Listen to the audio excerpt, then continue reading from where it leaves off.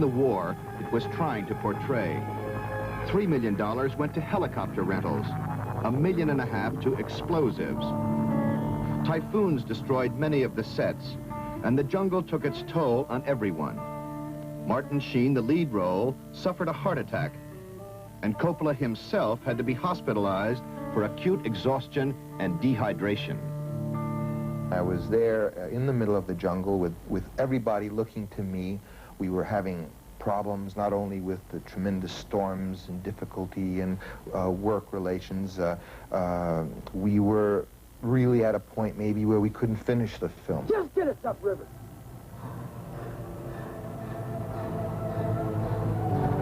Jeff, roundabout.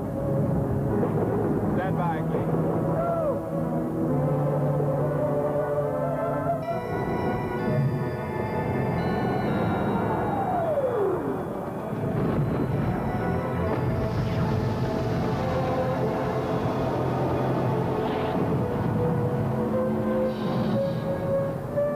Trouble, and I had no one to turn to. I had no producer, I had no big brother, I didn't have a boss. I was the boss. I had gotten my wish. I was the total power of this thing.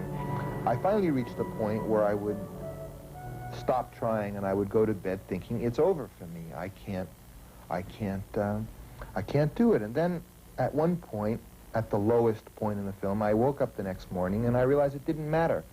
It's like the guy who says, I don't have to go to work. I don't need a new car. I don't need to be a big deal in my career, you know. It's not important anyway. There are more beautiful and more important things in life than that. So I started realizing I can make this into a personal film. I can really follow my own instincts, irregardless. Since I'm already washed up, I'll be washed up and at least make the movie that I believe in. There's something happening out here, man. The film became so personal that Coppola said he became like the central characters. You know something, one on a man, journey, the other deep in the jungle, right. mad with the horror of war. Man is clear in his mind, but his soul is mad. Oh, yeah. He's dying, I think. He hates all this. He hates it. But of course, much more was at stake for Francis Coppola than making the movie he wanted to make.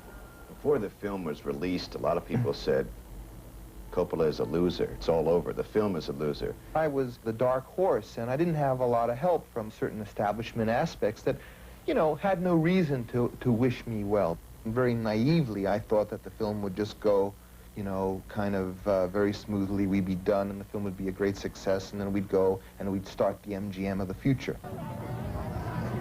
In order to break even, Apocalypse Now must gross $70 million. Only beyond that will Coppola make enough to launch his own studio. So far, the movie has grossed $33 million in the U.S. and Canada alone, and is a smash in Europe. Break even seems assured. But making the movie was not your ordinary Hollywood business venture. It's been 10 years since Coppola first read a script for a movie about the Vietnam War. Don't look at the camera. Don't look at the camera. Just go by like you're fighting.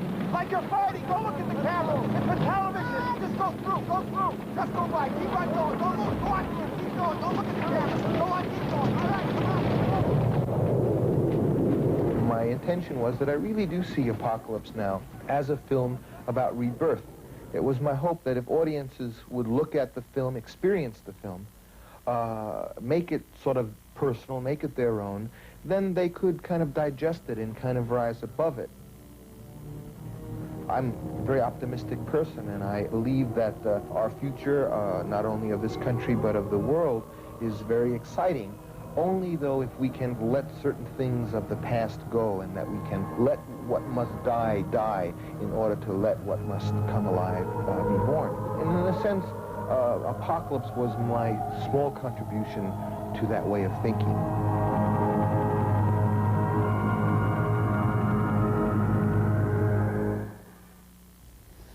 Well, the last word has not been spoken about Apocalypse Now.